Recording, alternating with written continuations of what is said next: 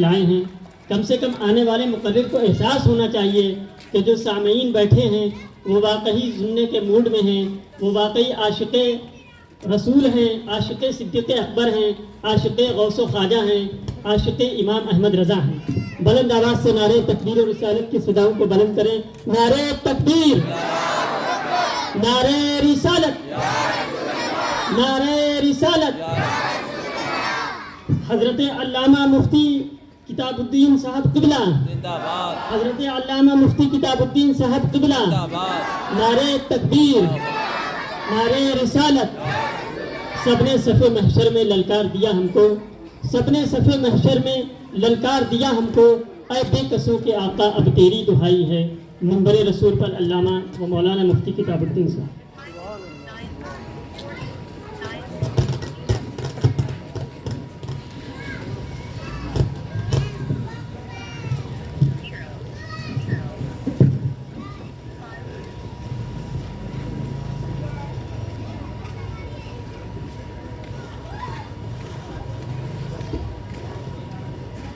السلام علیکم ورحمۃ اللہ وبرکاتہ۔ وعلیکم السلام ورحمۃ اللہ وبرکاتہ۔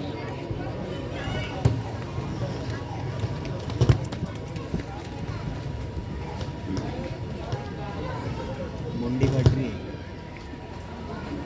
الحمدللہ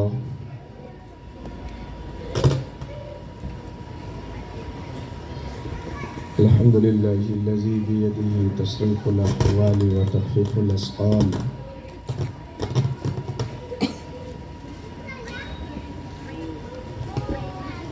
والصلاة والسلام على سید الحادین الى محاسن الافعال، وعلى آلہ واصحابہ المظاہرین لہ فی الصفات والاعمال، اما بعد۔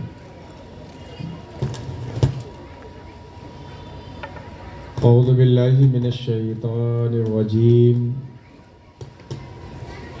بسم اللہ الرحمن الرحیم۔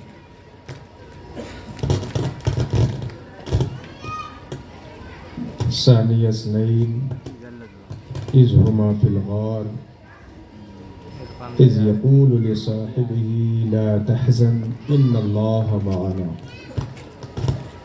الی آخر الآیہ۔ صدق اللہ العلی العظیم وبلغنا رسولہ النبی الامین الکریم، ونحن على ذلك لمن الشاہدین والشاکرین والحمد للہ رب العالمین۔ انتہائی خلوص و محبت اور عقیدت و احترام کے ساتھ نبی اور آل نبی کی مقدس ترین بارگاہ میں درود پاک پیش کریں۔ پڑھی اللہم صلی علی سیدنا حبیبنا شفیعنا مولانا محمد وعلی آل سیدنا و مولانا محمد، بارک وسلم صلاۃ تبقى و تدوم بدوام الملک الحی۔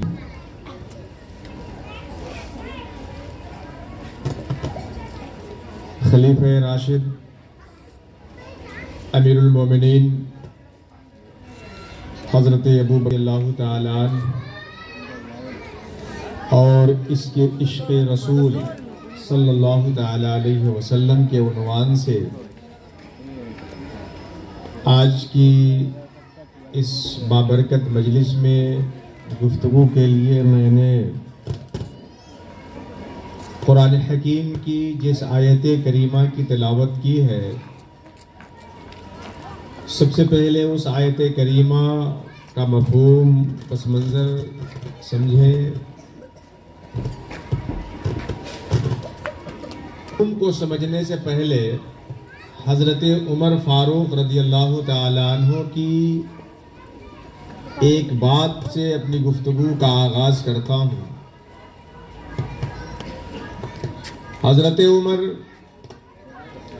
جن کے رائے کے مطابق اللہ متعدد مقام پر وحی کو نازل فرمایا، جن کے سائے سے شیطان پناہ مانگتا ہے، راستہ بدل لیتا ہے،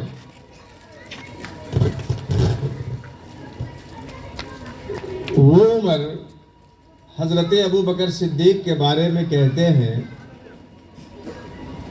کہ کاش عمر کی زندگی بھر کی ساری عبادتیں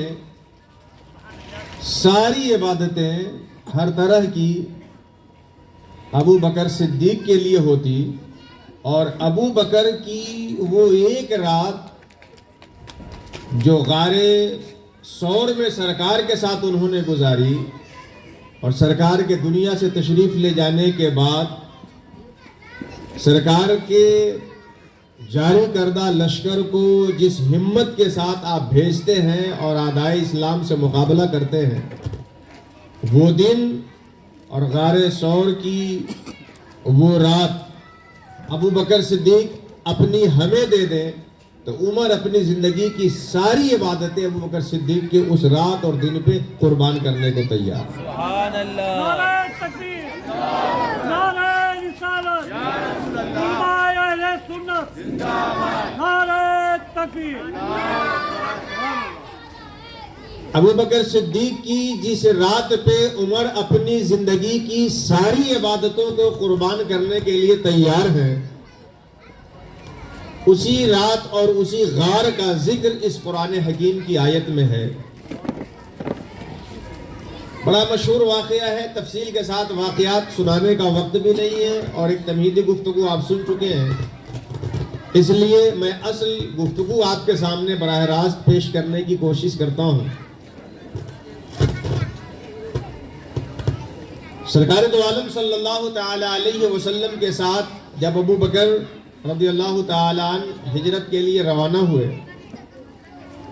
غار ثور میں حضرت ابو بکر صدیق سب سے پہلے گئے، سب کو صاف کیا، اپنے کپڑوں سے پھاڑ کے اس کے سوراخ کو بند کیا، مگر کچھ سوراخ باقی رہ گئے تو اس کو اپنے پاؤں سے، ایڑیوں سے، انگوٹھوں سے دبایا، اور پھر سرکار دو عالم صلی اللہ علیہ وسلم کو اپنے گود میں لٹا کر بیٹھ گئے۔ ایک سانپ نے حضرت ابو بکر صدیق کو ڈسا، اس قدر تکلیف ہوئی، مگر بدن حرکت میں ابو بکر صدیق نہیں لاتے ہیں کہ کہیں سرکار کے آرام میں خلل نہ ہو جائے۔ بالآخر آنکھ سے ایک آنسو کا قطرہ گرا شدت علم کی وجہ سے، جو سرکار کے رخسار پہ پڑا، اور سرکار بیدار ہوتے ہیں، پوچھتے ہیں۔ ابو بکر بتاتے ہیں سانپ نے ڈس لیا ہے۔ سرکار اپنے لعاب مبارک کو ابو بکر کے اس جسم کے حصے پہ لگاتے ہیں جہاں سانپ نے ڈسا تھا، اور اس اثر سے زہر کا اثر ختم ہوتا ہے۔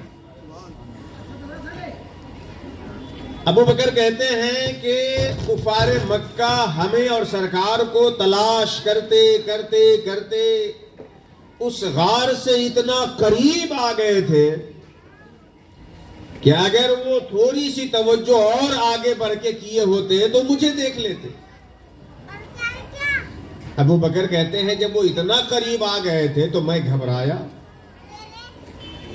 ابو بکر جب گھبراتے ہیں تو سرکار نے ابو بکر کو تسلی کے جو کلمات کہے ہیں، وہی قرآن حکیم میں اللہ تعالیٰ نے اپنے حبیب کی بات کو دہراتے ہوئے اس میں ذکر فرمایا کہ اذ ثانی اثنین اذ ہما فی الغار، وہ دو جب غار میں تھے، اذ یقول لصاحبہ، اور جب اس میں سے ایک نے اپنے ساتھی سے کہا لا تحزن، گھبراؤ مت، ان اللہ معنا، بے شک اللہ ہمارے ساتھ ہے۔ ابو بکر صدیق رضی اللہ تعالیٰ عنہ جب دیکھتے ہیں کہ کفار مکہ اتنا قریب آ گئے کہ اب ہمیں پکڑ لیں گے، تو ان کے اندر ایک گھبراہٹ آئی، اضطراب آیا، بے چینی آئی، پریشانی کی کیفیت بنی۔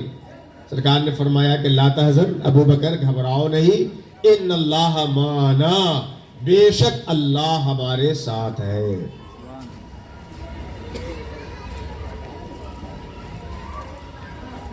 خیر کفار مکہ گئے، سرکار دو عالم صلی اللہ علیہ وسلم کے سفر کا یہ سلسلہ آگے بڑھا، مدینہ منورہ تک گئے، پھر پورے معاملات ہوئے۔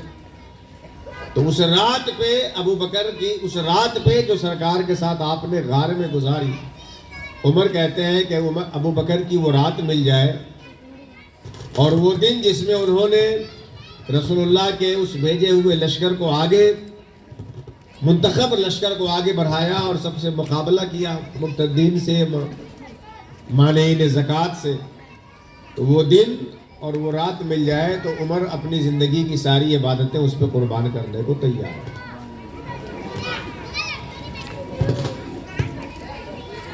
حضرت ابو بکر صدیق کا عشق رسول،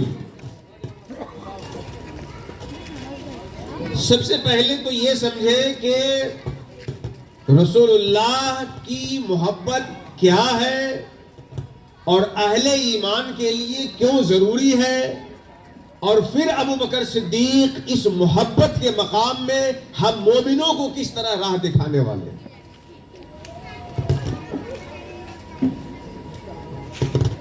علماء اسلام نے نبی کریم صلی اللہ تعالی علیہ وسلم کے حقوق جو من جملہ شمار کیے ہیں بنیادی طور پر، وہ 3 حقوق ہیں.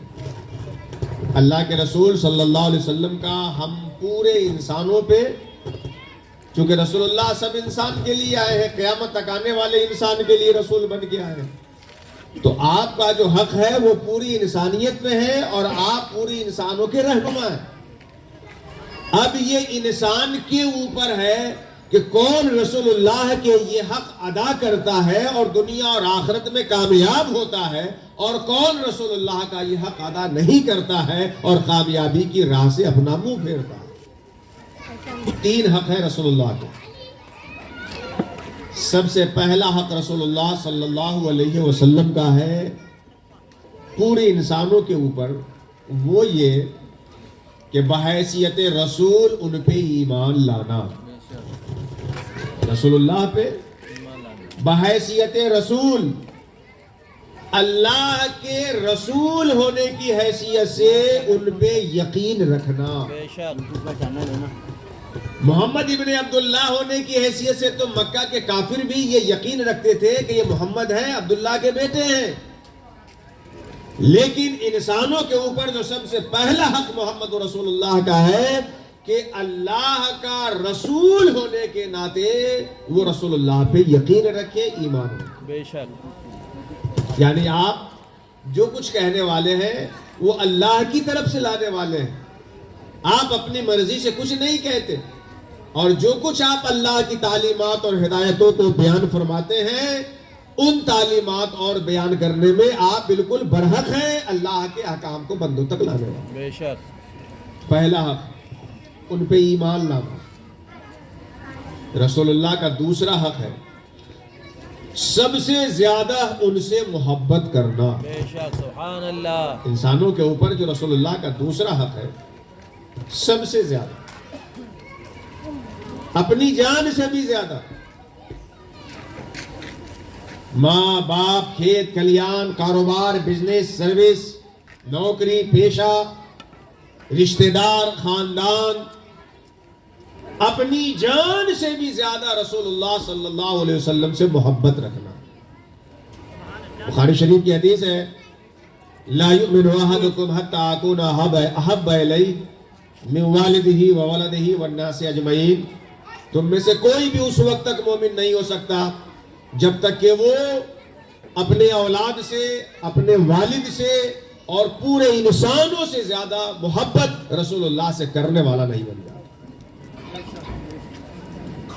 ایک مرتبہ سرکار نے حضرت عمر سے پوچھا، اے عمر سب سے زیادہ کس سے محبت ہے؟ کہا کہ یا رسول اللہ آپ سے. سرکار نے پوچھا، اے عمر کیا اپنی جان سے بھی زیادہ مجھ سے محبت کرتے ہو؟ حضرت عمر کہتے ہیں نہ یا رسول اللہ، جان سے زیادہ تو نہیں کر پاتا ہوں، جان مجھے زیادہ محبوب ہے. سرکار نے حضرت عمر کے سینے پہ ہاتھ رکھا اور اس کے بعد پوچھا، عمر اب بتاؤ سب سے زیادہ تمہیں کس سے محبت ہے؟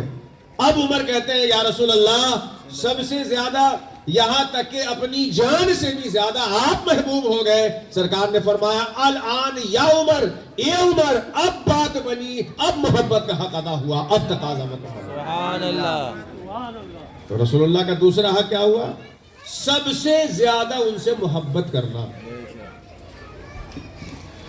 تیسرا حق رسول اللہ صلی اللہ علیہ وسلم کا کیا ہے؟ تیسرا حق یہ ہے کہ رسول اللہ کی امت کے لیے جس حد تک آپ سے جو بن سکے وہ خدمت انجام دینا. یہ 3 بنیادی حق رسول اللہ کا ہوا.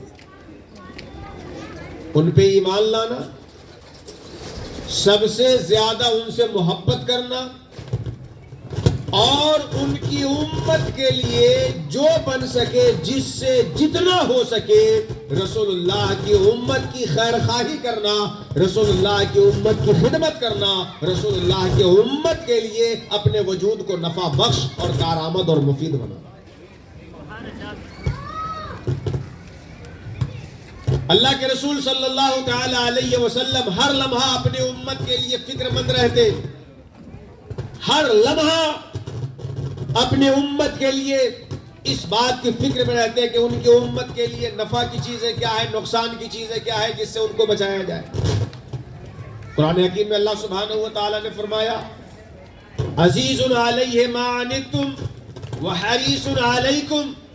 مصطفیٰ تمہاری مصیبتوں میں مبتلا ہونے سے ان کو ناگواری گزرتی ہے، اور وہ تمہاری ہر بھلائی کے اور ہر خوبی کے خواہاں ہے، تمہارے لیے ساری نعمتوں کو دلانے والے ہیں. تو اپنے امت کے لیے سرکار فکر مند رہتے تھے.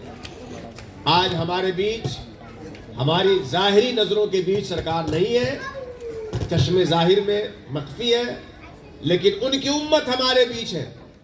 ہماری ذمہ داری ہے کہ ہم ان کی امت کی خدمت کریں. یہ خدمت ہمیں رسول اللہ کے بارگاہ میں مقرب بنا دے گی، اور رسول اللہ صلی اللہ علیہ وسلم کی بارگاہ میں محبوب نظر بنا دے گی. یہ 3 بنیادی حق ہے. تفصیل نہیں ہے، وقت نہیں ہے کہ تفصیل سے ان حقوق کو قرآن و حدیث سے ثابت کیا جائے، لیکن علماء نے بتایا ہے یہ 3 بنیادی حق ہیں. ان پہ ایمان لانا، سب سے زیادہ ان سے محبت کرنا، اور ان کی امت کے لیے جو ہو سکے اپنے وجود سے فائدہ پہنچانا. یہ ہے عشق کے تقاضے، یہ ہے محبت کے اصول. اب آپ حضرت ابو بکر صدیق کی زندگی میں آئیے، اور انہوں نے رسول اللہ کے یہ حقوق کس درجے پہ ادا کیا ہے کہ قیامت تک آنے والے انسان ابو بکر صدیق کو دیکھیں، اپنے پیش نظر ان کی زندگی رکھیں، تو رسول اللہ سے محبت کا سلیقہ ملے گا اور شعور حیات انسان کو حاصل ہوگا. بے شک. حضرت ابو بکر کی زندگی میں آئیے اور سرکار کے 3 حق دیکھیے. بحیثیت رسول ایمان لانا، اس میں ابو بکر صدیق رضی اللہ تعالیٰ عنہ کی شان دیکھیے. بحیثیت رسول ایمان لانا، ابو بکر صدیق کی شان دیکھیں. سرکار فرماتے ہیں کہ میں نے جس کے سامنے بھی اسلام کو پیش کیا، ایمان کو پیش کیا، تو اس نے توقف کیا، تردد کیا. کوئی ہفتہ 2 ہفتہ بعد، کوئی سال 2 سال بعد، کوئی اس بہت سالوں کے بعد قبول کیا ہماری دعوت کو. مگر ابو بکر صدیق کے سامنے جب میں نے اپنی دعوت پیش کی تو بلا کسی تردد کے ابو بکر صدیق نے اسی مجلس میں میری دعوت کو قبول کیا اور تسلیم کیا اور مجھ پہ ایمان لانے والا. تو بحیثیت رسول ایمان لانے کے اعتبار سے ابو بکر صدیق رضی اللہ تعالیٰ عنہ رسول اللہ صلی اللہ علیہ وسلم کی دعوت کو اور ان کی باتوں کو قبول کرنے والے ہوئے اور ان پہ ایمان لانے والے بنے بغیر کسی تردد کے اور شک کے.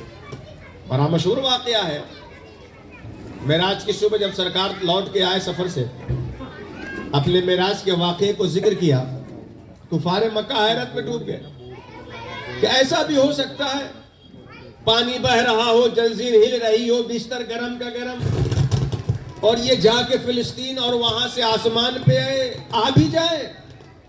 چند کفار ابو بکر کے گھر گئے، دروازے پہ کھٹکھٹاہٹ کی، ابو بکر باہر نکلے، کہو کیا بات ہے؟ کفار مکہ کہتے ہیں ابو بکر آپ تو سمجھ بوجھ کے آدمی ہے، ذرا بتائیے یہ بات ماننے کی ہے. ابو بکر کہتے ہیں کون سی بات بولو تو. کفار مکہ کہتے ہیں کہ اتنا کم ٹائم کہ جنزیر ہل رہی ہو، پانی بہ رہا ہو، اور جانے والا یہاں سے فلسطین مسجد اقصی جائے، آسمان پہ جائے، آ جائے. ابو بکر کہتے ہیں کس لیے پوچھتے ہو، بات تو بتاؤ. کفار مکہ کہتے ہیں آپ جنہیں نبی مانتے وہ عجیب و غریب بات کر رہے ہیں. ان کا کہنا ہے کہ اتنے کم ٹائم میں وہ یہاں سے فلسطین گئے، آسمان پہ گئے، کہاں گئے اور آ بھی گئے. حضرت ابو بکر اتنا سنتے ہیں کہ یہ بات میرے نبی کی کہی ہوئی ہے.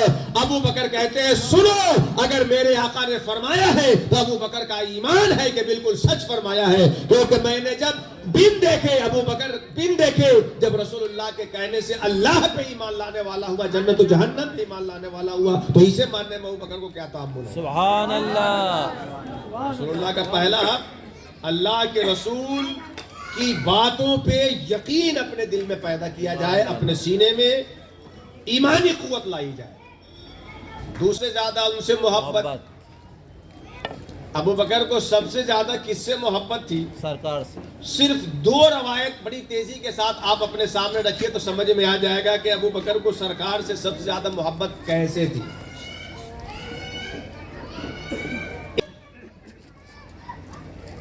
مال سب سے زیادہ محبوب ہوتا ہے. آپ اپنے زندگی میں لائف میں سروے کر کے دیکھیے انسان کو مال محبوب ہے کہ نہیں؟ سب سے زیادہ ہم سے زیادہ آپ سے زیادہ آپ کو مال محبوب ہے. مال محبوب ہے انسان کو. ٹائم پہ ناشتہ نہیں مل رہا ہے، صحیح وقت سے کھانا نہیں کھا رہا ہے، دوپہر کا کھانا شام کو، شام کا کھانا صبح، اس سے کرتے جا رہا ہے. کس لیے؟ مال کے لیے. اور اس سے زیادہ بھی محبت انسان کو اپنی جان سے ہوتی ہے. پھر مال سے، جان سے. 2 لاکھ روپے کما کے آپ بیلنس رکھے تھے، ڈاکٹر نے کہا کہ آپ کا آپریشن نہیں ہوگا تو آپ مر جائیں گے، مر سکتے ہیں. اب وہ 2 لاکھ روپے خرچ کر کے اپنا آپریشن کرا رہے ہیں. تو سب سے زیادہ مال سے محبت کر کے مال جمع کیا، اس سے زیادہ محبت اپنی جان سے، اور جان سے بھی زیادہ محبت انسان کو اپنی اولاد سے ہوتی. ایک باپ ہے جس کے پاس 2 لاکھ روپے ہے، اپنا علاج کرائے یا اپنے بچے کا علاج کرائے، دونوں کو علاج کی ضرورت ہے، تو اس پیسے سے اپنا علاج کرانے کے بجائے باپ اپنے بچے کا علاج کراتا ہے، کیونکہ وہ سوچتا ہے کہ ہم تو دنیا دیکھ چکے، اب ہمارا بیٹا دیکھے.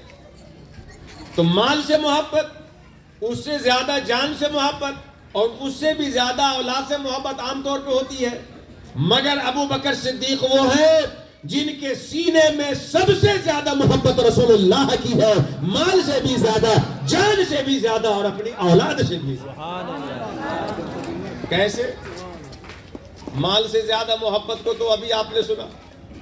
غزوہ تبوک کے موقع پہ جب رومیوں کے خلاف اللہ کے رسول مسلمانوں کو روانہ کر رہے تھے تو بہت سارے لوگ تھے اور ان کے ساز و سامان کے لیے قلت ہو گئی.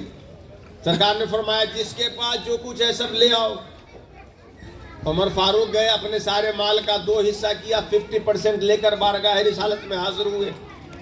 من ہی من میں سوچ رہے تھے کہ آج تو ابو بکر صدیق سے بازی مار لیں گے، کیونکہ ہم نے اپنے پورے مال کا آدھا حصہ لایا.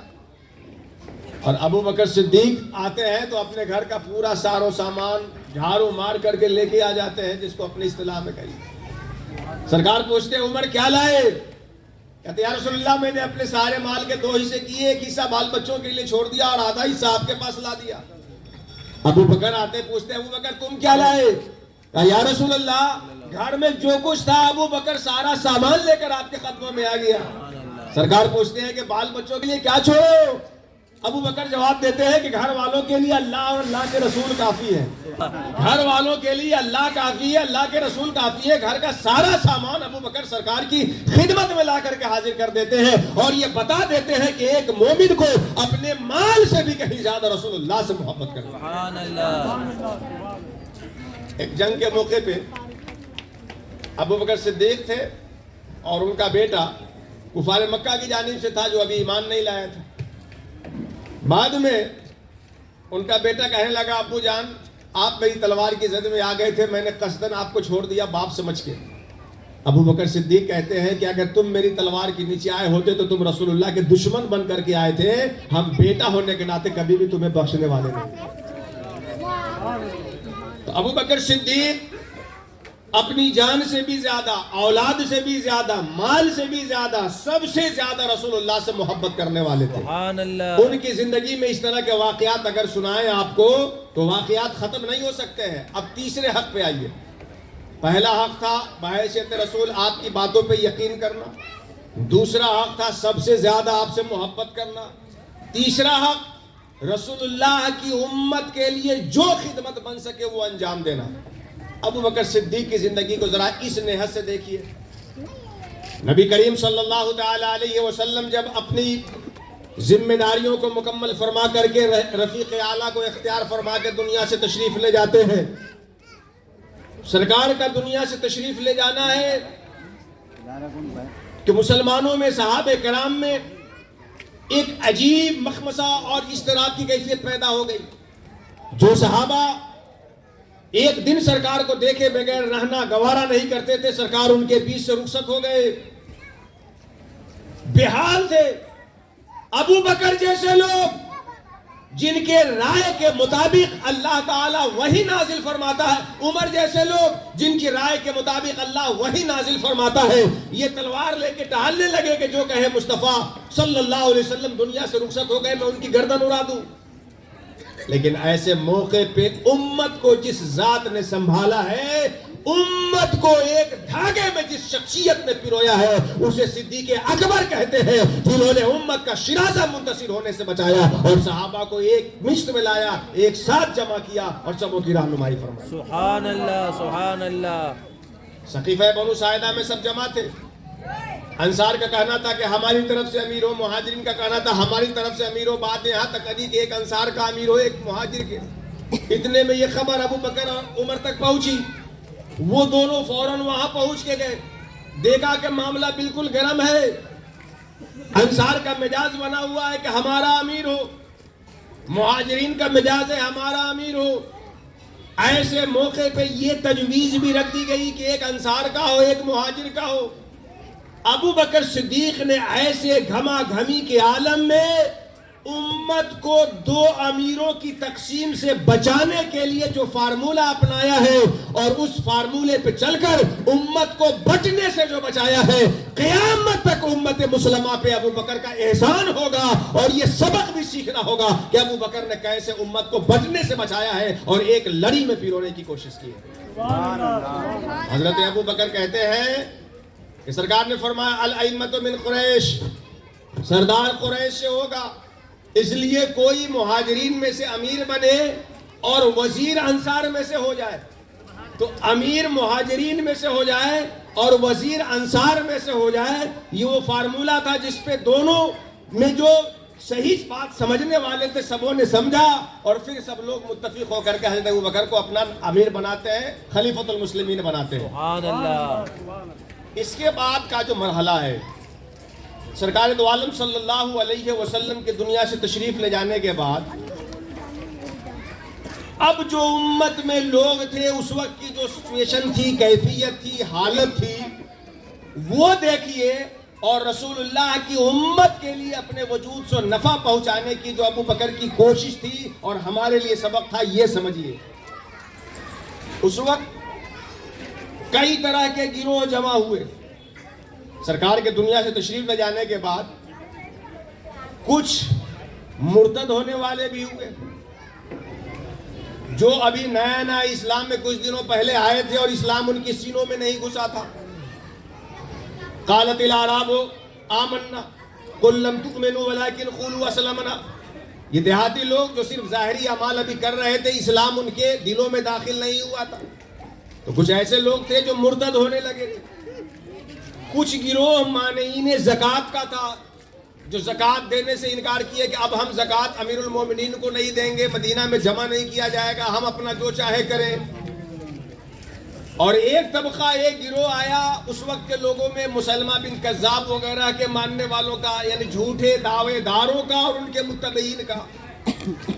اس وقت تین طرح کے فتنے ابھرے: مرتد ہونے والوں کا فتنہ، مانعین زکوٰۃ کا فتنہ اور جھوٹی نبوت کے دعوے داروں کا فتنہ. چونکہ لوگوں نے دیکھا کہ سرکار نے نبوت کا دعویٰ فرمایا اور آپ نے نبوت ثابت کی، لوگ آپ کے ماننے والے ہوئے. تو اب جو دنیا کے دل دادا لوگ تھے، انہوں نے سوچا کہ ہم بھی نبوت کا اگر دعویٰ کر دیں تو ہمارے بھی اتنے فالوور ہو جائیں گے. تو سرکار کے جانے کے بعد یہ فتنہ بھی منہ کھولنے شروع کیا.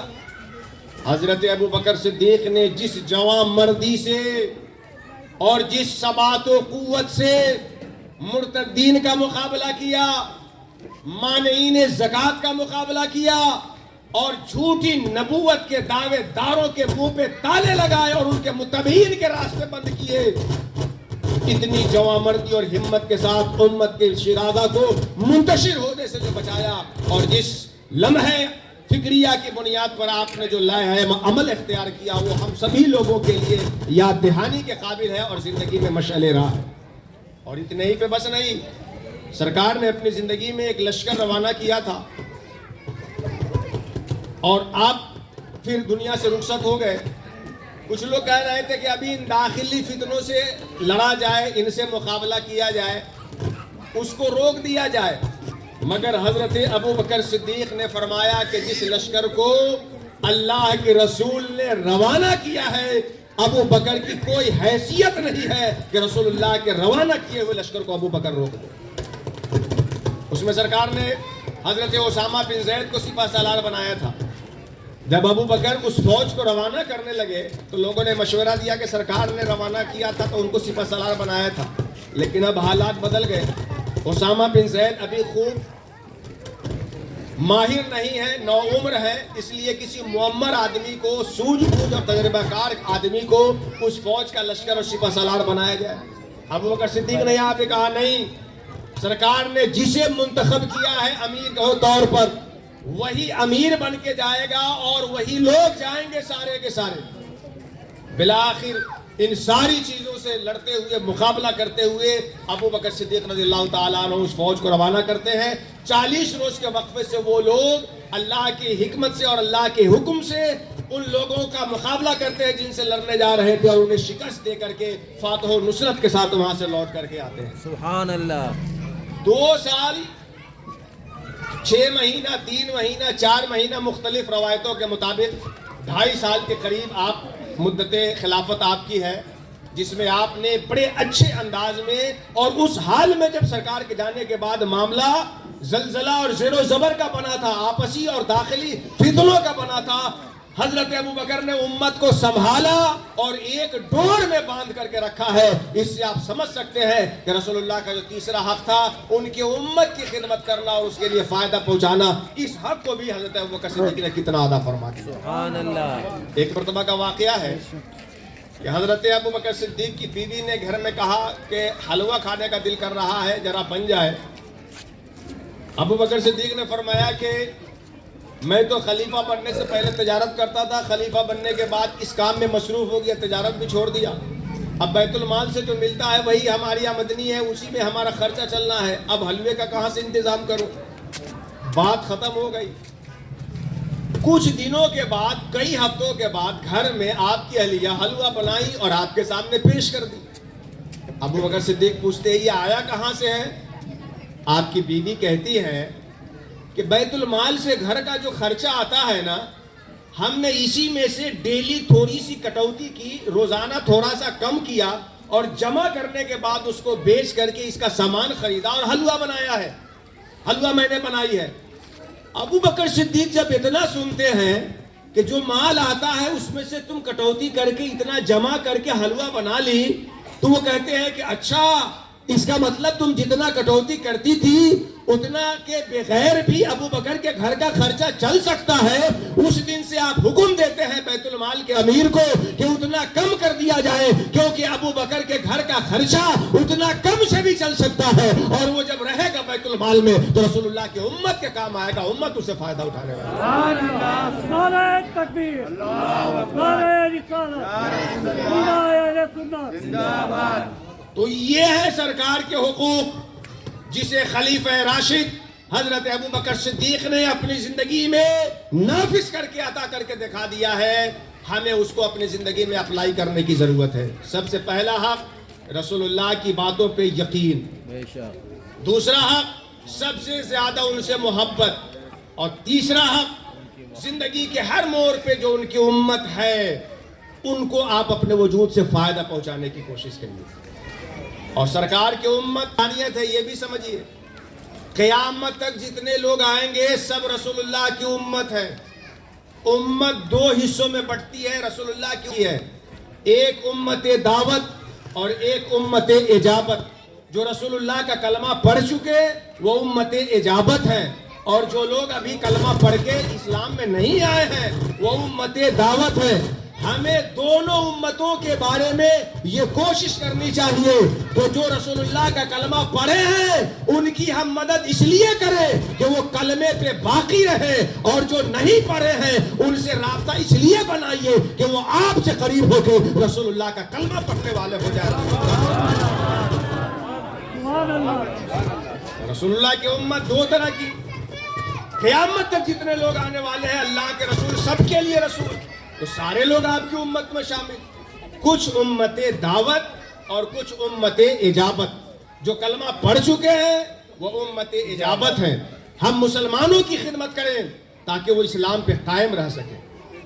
آج ارتداد کے جو واقعات سننے کو مل رہے ہیں، ان واقعات کے جہاں بہت سارے اسباب ہیں، اس میں ایک سبب یہ بھی ہے کہ ہم نے آپس میں ایک دوسرے کو ذلیل اور کمزور کرنے کی کوشش تو کی ہے، مگر ہمارا کلمہ پڑھنے والا بھائی اگر کسی گڈھے میں گرا ہوا ہے تو انگلی پکڑ کر اٹھانے کی ہم کوشش نہیں کرتے۔ رسول اللہ کی امت کی خدمت کیجئے تاکہ وہ کلمے پہ قائم رہ سکے، اور جو کلمہ پڑھنے والے نہیں ہیں ان سے بھی اچھا رابطہ رکھیے، ان سے بھی اچھا معاملہ رکھیے تاکہ وہ آپ کے اخلاق سے متاثر ہو سکے، آپ کے کیریکٹر سے متاثر ہو سکے، آپ کے اطوار ان کے اوپر اثر ڈال سکے، اور وہ کہہ سکے کہ جس نبی کی امت سچی ہوگی وہ نبی جھوٹا نہیں ہو سکتا ہے، اور آپ کی سچائی سے رسول اللہ کی سچائی تک دنیا کے لوگ پہنچنے پہ مجبور ہوتے ہیں۔ تو یہ تین حق رسول اللہ کے تھے۔ سب سے پہلا حق بحیثیت رسول ان پہ ایمان لانا، دوسرا حق زندگی ان سے سب سے زیادہ محبت کرنا، اور تیسرا حق ان کی امت کے لیے جو آپ سے بن سکے وہ خدمت انجام دے، جو آپ سے بن سکے، جو بن سکے۔ آپ کسی کو ایک گلاس پانی پلا سکتے ہو، یہی ہے خدمت کریے۔ آپ سردی کا موسم ہے، جیکٹ خرید کر کے 2000 کا نہیں دے سکتے ہیں، 60-70 روپے کا ایک موزہ ہی کسی ٹھنڈے میں پڑے انسان کو دے دیجئے۔ یہ بھی نہیں کر سکتے ہیں تو بھولے بھٹ کے مسافر کو راستہ بتا دیجئے۔ ایک ضعیف آدمی ہے، اس کو روڈ کراس کرنا ہے، ہاتھ پکڑ کے اس پار سے اس پار کرا دیجئے۔ ایک کمزور آدمی ہے، اپنا بوجھ لے کے نہیں جا پا رہا ہے، اپنے کاندھے پہ تھوڑی دور اس کے ساتھ آپ بوجھ لے کے چلے جائیے۔ آپ دنیا میں لوگوں کو سیراب کریں گے، اللہ قیامت میں آپ کو سیراب کرے گا۔ آپ دنیا میں لوگوں کو کھانا کھلائیں گے، اللہ قیامت میں آپ کو پورا من اٹھائے گا۔ آپ دنیا میں لوگوں کا بوجھ اٹھائیں گے، اللہ قیامت کے میدان میں آپ کے کندھے سے گناہوں کا بوجھ ہلکا کرے گا۔ انشاءاللہ آمین۔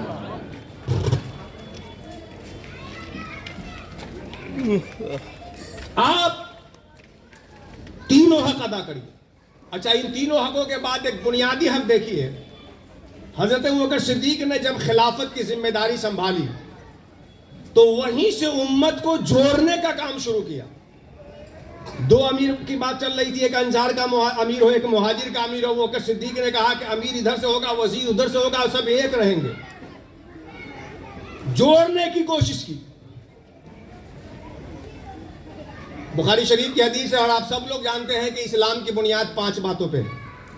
اسلام کی بنیاد کلمہ لا الہ الا اللہ محمد رسول اللہ، گواہی دینا اللہ کے علاوہ عبادت کے لائق کوئی نہیں، اور محمد صلی اللہ علیہ وسلم اللہ کے رسول۔ بے شک۔ نماز قائم کرنا، زکوٰۃ دینا، رمضان کا روزہ رکھنا، خانہ کعبہ کا حج کرنا، یہ 5 بنیادی عمل ہے نا۔ یہ 5 عمل بھی آپ کو جوڑتا ہے ایک دوسرے سے۔ کیسے؟ سب سے پہلا عمل کیا ہے؟ ایک اللہ کے معبود ہونے کی گواہی دینا اور رسول اللہ کے رسول ہونے کا اقرار کرنا۔ آپ نے دیکھا ہوگا کہ ایک استاذ کے جب 2 شاگرد ہوتے ہیں، ایک وکیل کے ساتھ جب 2 جونیئر پریکٹس کرنے والے ہوتے ہیں، ایک امام کے ساتھ نماز پڑھنے والے جب 2 مقتدی ہوتے ہیں، ایک باپ کے جب 2 بیٹے ہوتے ہیں، ایک پیر کے جب 2 مرید ہوتے ہیں، تو ان میں آپس میں ربط ہوتا ہے کہ نہیں ہوتا؟ ہوتا ہے کہ نہیں ہوتا؟ آپ کس پیر صاحب کے مرید ہے؟ فلاں کیا؟ ارے تو ہم بھی تو انہی کے مرید ہیں، اب بن گئی۔ ارے آپ کہاں سے پڑھے ہیں؟ فلاں یونیورسٹی سے، تو ہم بھی تو وہیں سے پڑھے ہیں، ہو گیا وہیں سے۔ ارے اگر ایک شہر میں دونوں کے سسرال نکل جائے تو جا کے دونوں ایک دوسرے سے گلے ملنے لگتے ہیں. بات سمجھ میں آ رہی کہ نہیں آ رہی؟ جب ایک استاذ کے 2 شاگرد آپس میں قریب ہو جائے، ایک پیر کے 2 مرید قریب ہو جائے، ایک یونیورسٹی کے پڑھنے والے 2 قریب ہو جائے، تو سب سے زیادہ مضبوط رشتہ تو بندے کا اور معبود کا ہوتا ہے. جب ایک معبود کے 2 عبادت کرنے والے ہو تو رشتہ قریب کیوں نہیں ہو رہا؟ آپ بھی اللہ کی عبادت کرنے والے، ہم بھی اللہ کی عبادت کرنے والے، لیکن اب بھی کہیے کسی طرح سے قریب ہو نہ. نماز میں آئیے، نماز بھی ہمیں ایک دوسرے سے جوڑتی ہے. آپ گھر میں بھی نماز پڑھ لیں، فرض ادا ہو جائے گا، مگر مسجد میں جا کر اپنے بھائیوں کے ساتھ پڑھیں گے تو 27 گنا زیادہ ثواب ملے گا. امام رکوع کرے تو رکوع، سجدہ کرے تو سجدہ، قیام میں کرے تو قیام. رکوع میں جیسے امام ویسے کریے. یہ ساری چیزیں ہمیں نماز کیا سکھا رہی ہے؟ یہ نماز ہمیں کیا سکھا رہی ہے؟ جب تک امام السلام علیکم نہ کہے آپ کی ٹرین کیوں نہ چھوٹ رہی ہو، آپ امام کے پیچھے ہیں. یہ نماز کیا سکھا رہی ہے ہمیں؟ ایک ساتھ مل کر کے جینا. اس کے بعد روزہ آئیے، 6:40 پہ اگر افطار کا ٹائم ہو رہا ہے تو 1 منٹ پہلے بھی کوئی افطار نہیں کرے گا. سب 6:40 پہ افطار کرتے ہیں اور سحری کے وقت اتنے پہ ختم ہوتا ہے، اس سے 1 منٹ آگے نہیں بڑھیں گے. سب اس سے پہلے کھانا پینا بند کر دیتے ہیں. ساتھ کھانا ساتھ نہ کھانا یہ بتا رہا ہے کہ ہم رسول اللہ کی امت ہیں تو کھائیں گے ساتھ میں اور خاموشی میں اختیار کریں گے، نہ کھائیں گے ساتھ میں. زکوٰۃ، مالدار اپنا مال نکال کے غریب کو دے رہا ہے اور غریب اس کو لے کے اپنی ضرورتیں پوری کر رہا ہے. کس طرح مال 2 مسلمانوں کو آپس میں جوڑ رہا ہے؟ سبحان اللہ، سبحان اللہ. یہ زکوٰۃ 2 لوگوں کو کیسے آپس میں جوڑ رہا ہے؟ حج، پوری دنیا کے مسلمان آ گئے اور سب ایک لباس، ایک طرح کا کپڑا، ایک بار صفا مروہ کی سعی، ایک بار وقوف عرفہ، ایک بار رمی جمار. یہ اسلامی رکن ہمیں کیا سکھا رہا ہے؟ کہ جب ہمارا رب ایک ہے، ہمارا کعبہ قبلہ ایک ہے، ہماری کتاب قرآن ایک ہے، تو کیا خوب ہوتا جو ہو جاتے مسلمان بھی ایک. لیکن آواز ہے آپ کی ٹوپی گول ہے، ہماری لمبی ہے تو ہم نہیں ہو سکتے ہیں اب آپ کے ساتھ. جو دین کے اصول ہیں اس میں کسی سے سمجھوتا نہیں ہوگا. باقی جو عمل کے احکام ہیں تو امام شافعی کے ہاں جو چیز الگ ہے ہمارے یہاں الگ، امام مالک کے ہاں کچھ اور، امام احمد ابن حنبل کے ہاں کچھ اور. آپ نے درخت کو دیکھا ہوگا، خزاں کے موسم میں اس کے سارے پتے جھڑ جاتے ہیں اور بہار کے موسم میں سارے پتے لگ جاتے ہیں، لیکن پتوں کا جھڑنا نہ درخت کو بدلتا ہے نہ پتوں کا لگنا درخت کو بدلتا ہے. تو اسلام کے جو اصول ہیں وہ سب میں مشترک ہیں. یہ جو فروع کے احکام ہے یہ مختلف ہے. ان کے اختلاف کو کبھی بھی اصل کا اختلاف نہ بننے دیا جائے. ہاں جو اصل کا اختلاف ہوگا اسے اصل کا صاحب. گرمی آتی ہے تو آپ کاٹن پہن رہے ہیں اور سردی آئے، آپ کے ممبئی میں تو سردی کا تصور بھی لانا ہمارے لیے جوئے شیر کے قابل ہے. لیکن جہاں سردی آج کل پڑ رہی ہے، لوگ گرم گرم جیکٹ، گرم گرم کوٹ، گرم گرم پتلون، گرم گرم سویٹر چڑھائے ہیں تب بھی کانپ رہے ہیں. اور وہی آدمی مئی جون کے مہینے میں پسینے بہا رہا ہے. ایک وقت اس کے اوپر جیکٹ ہے، ایک وقت میں جیکٹ نہیں ہے. یہ اس سے اس کی ذات نہیں بدلی. ذات تو سردی گرمی برسات سب میں اس کی وہی ہے. یہ احوال کے اعتبار سے الگ الگ حالتیں بدل جا رہی ہے. ہم جب تک یہ نہیں سمجھیں گے تب تک ہم خسارے کی طرف جاتے رہیں گے، اور جتنا جلدی سمجھ لیں گے اللہ ہمیں اتنا جلدی خسارے سے نجات عطا فرما دے گا. حضرت ابوبکر صدیق نے رسول اللہ کے یہ 3 حق ادا کیا ہے اور امت کو یہ حقوق ادا کرنے کا طریقہ بتایا ہے. سب سے زیادہ ان سے محبت، بحیثیت رسول ان کے اوپر ایمان، اور ان کی امت کے لیے جتنا ہو سکے آپ خدمت کرنے کی کوشش کیجئے. اللہ سبحانہ و تعالی ہمیں کہنے سے زیادہ، آپ کو سننے سے زیادہ عمل کی توفیق عطا فرمائے. میں ٹائم لیمٹ 4 منٹ کراس کیا جس کے لیے معذرت ہے. اللہ تعالی ہم سبوں کو وقت کا پابند بننے کی توفیق عطا فرمائے. وما علینا الا البلاغ. السلام علیکم.